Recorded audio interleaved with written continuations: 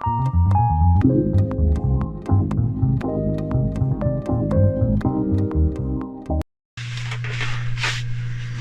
welcome back to another episode of On the Peg with me, your host, the eyebrow-raising, the bearded toyholic, the one, the only, the Mad Montreal Man. You can call me insane, you can call me crazy, you can call me a toyholic. I won't deny it. But you can also call me Joseph. And let's get to it, right? Let's get to the show. We don't want to waste too much time. You guys have valuable time, so valuable that you forgot to hit like and subscribe and share and comment on the last video. Just saying, wouldn't hurt ya. But no, all joking aside, please hit like, please subscribe, please comment, please share. Do all the stuff that you're supposed to do when you're watching a YouTube video. Okay? I won't say it again this episode. But let's get to the actual show. As promised last week, we are doing Commander Steel. Finally! And of course, either Batman Beyond Neo-Gothic Platinum or regular. You know what? I'm going to do the regular for two reasons. Kind of embarrassing. One of the reasons is I got two of these by accident. I forgot that I got them on a pre-order and I got another one. So might as well open up this guy. So once more, into the wonderful world of the future we go with Dr. Scalpel of the Future. Ooh. Just Dr. Scalpel in a different holder. And let's cut this wonderful tape off. Drive those mint and package people crazy. And let's take a look at them. Now, it's the same body as the... it's just this guy's translucent. But I'll get to him when I want to put him on my shelf and I have more shelves. But in the meantime, let's finish taking him out of the package, do a close-up, and we'll be back to talk about him in a moment.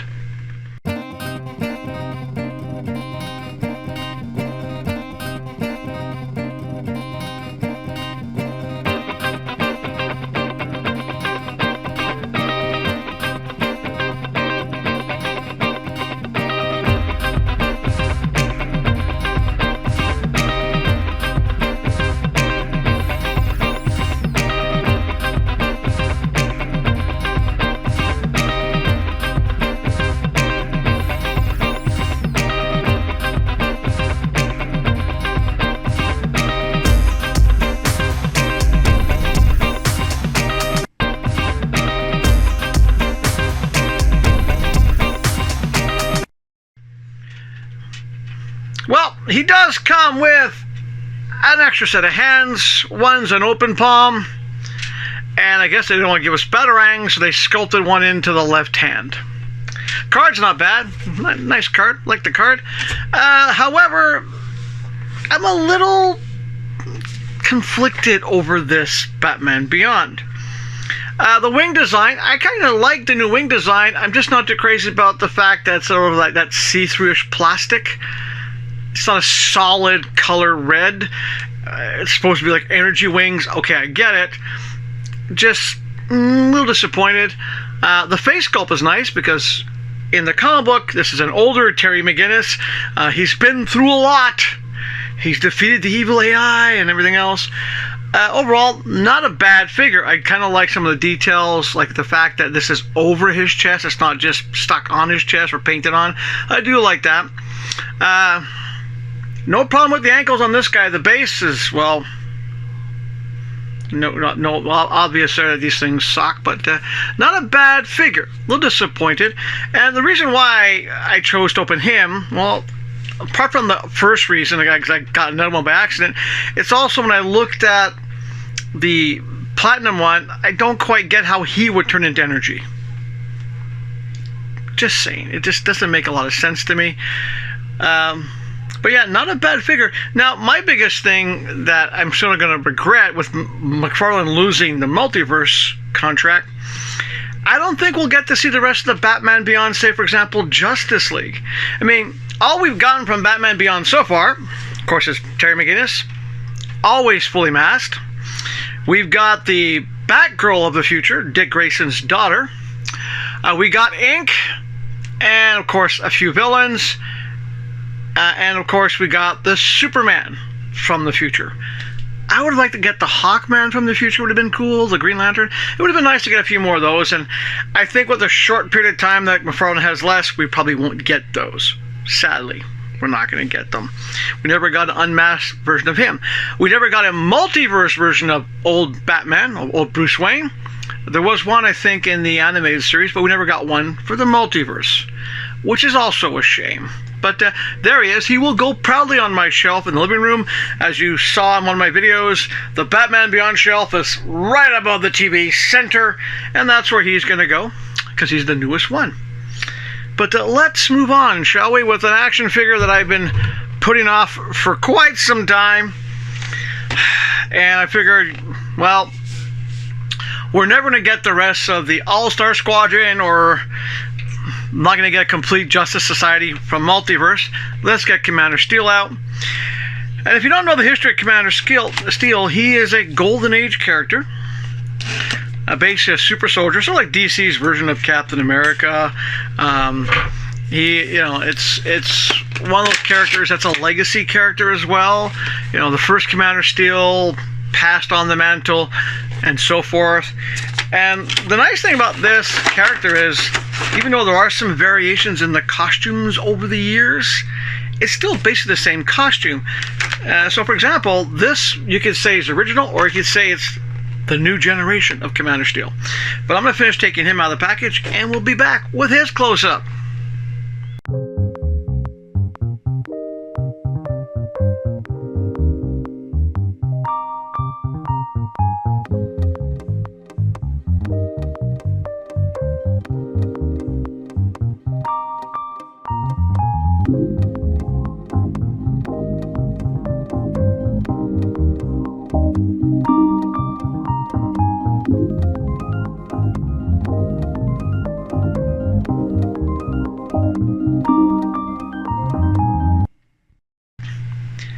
Well, as you saw in the close-up, it's a body we've seen before. No big surprise. It is a nice body. It's a cool body. It's definitely reused. You can tell by the sculpting, but who cares? I like this character.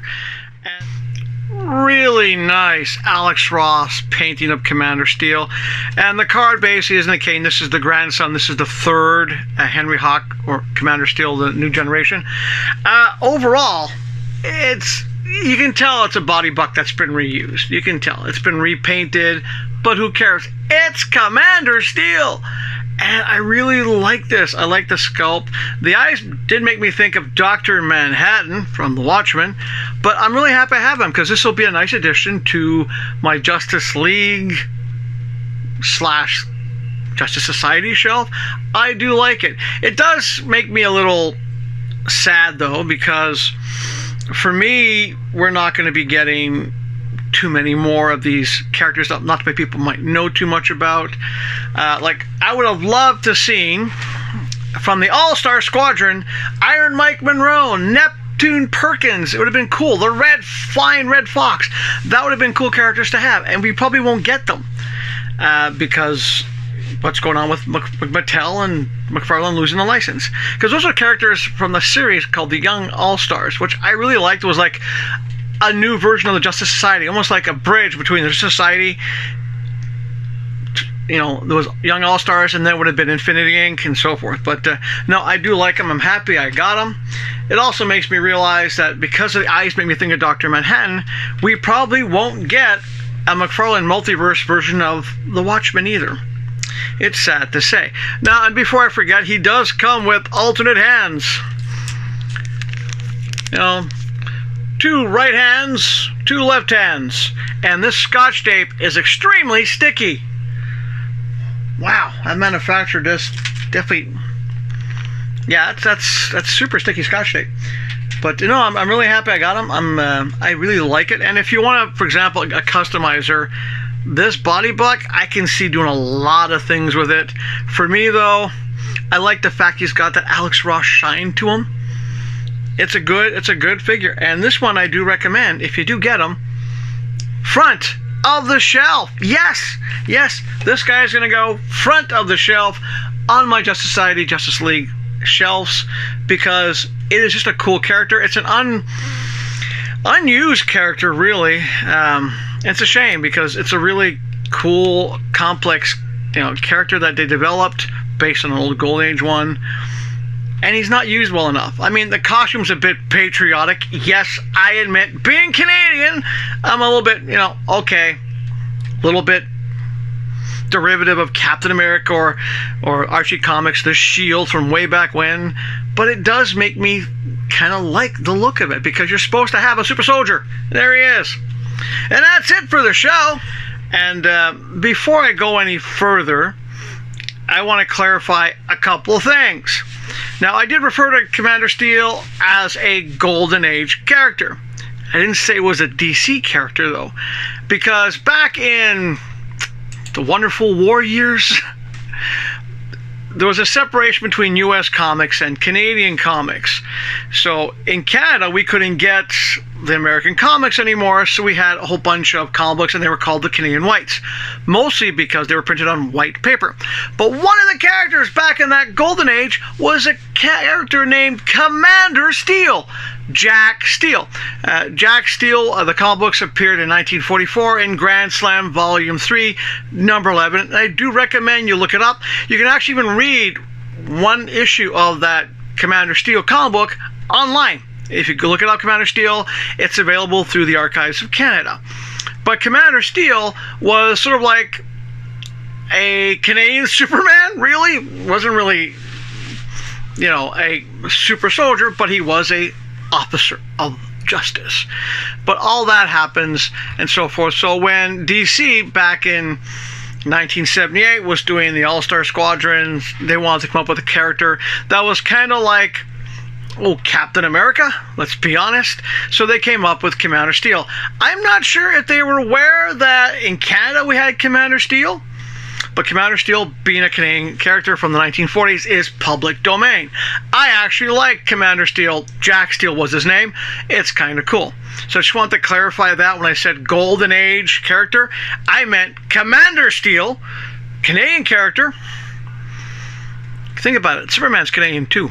And of course, this is based on that, and it's sort of like an homage too, because when they did put out the Commander Steel comic book in '78, they made a reference to him being a World War II character who passes the mantle on to his grandson.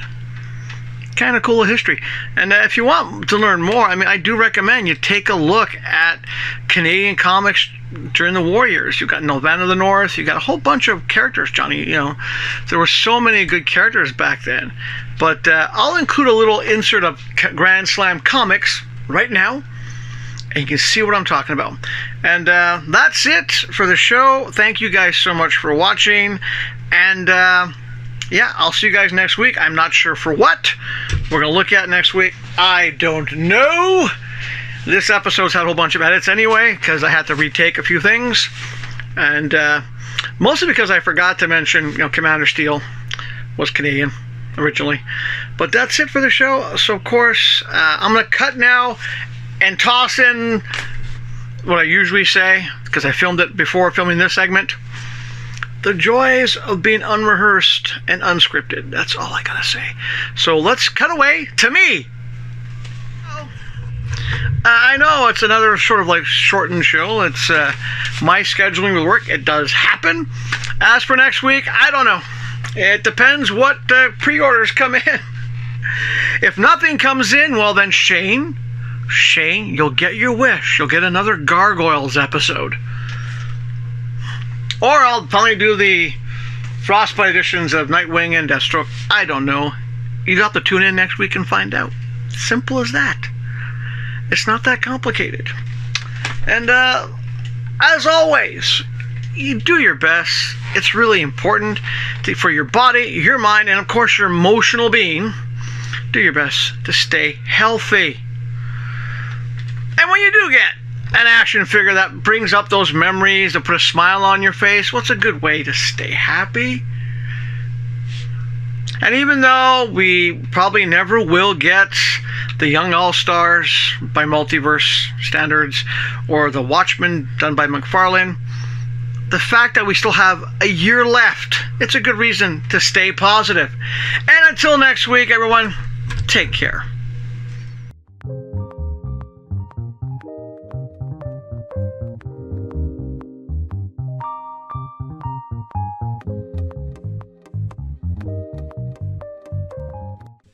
Ah, you're still there. Well, thanks for still being there. And I just want to apologize if you're finding the shows aren't as funny as lately, or they're just not as long.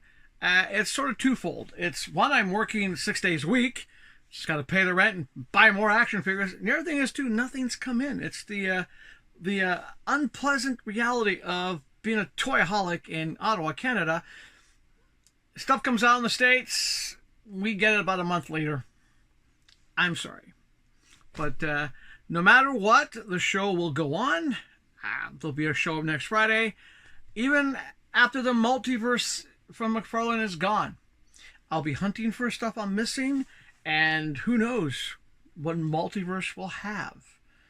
Maybe McFarlane will start doing some other stuff, and I will buy those. Or maybe I will change my opinion about Mattel if they do good products. But no, that's pretty much it. And I think I'll throw in a blooper here just to make you happy. And once again, take care of yourselves, and we'll see you next week.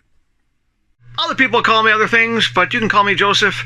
You can call me crazy. Just don't ever call me late, for I forgot the joke. It's an okay figure. I like it. I'm not too crazy about the wings. It's also another reason why I didn't take all that over again. Well, as you saw in the close-up, there he is, Commander Steel. Now, I did say this is a gold... I gotta screw that.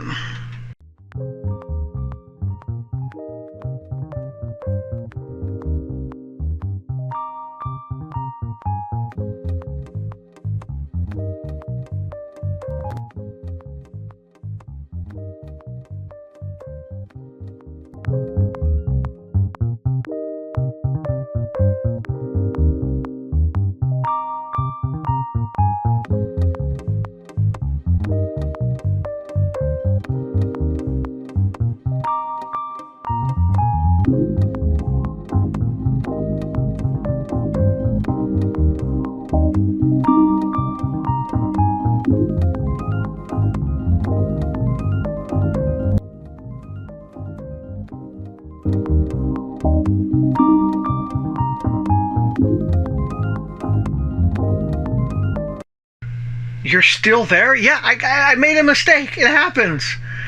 You know, I forgot to mention Commander Steel. I made a boo-boo. I was thinking Commander Steel Golden Age. It wasn't a DC Golden Age. It happens. Don't criticize me. I'm not perfect. I have too much in the brain. Too much history of comic books in my brain. Sometimes it gets muddled up. But no, just go and look at, right now, if you have time this weekend, go look up Canadian superheroes from the Golden Age. You'll be surprised. That's it. Now go. If you don't have time for that, then go spend time with your family. Or if you're really bored, go watch a lot of the older shows.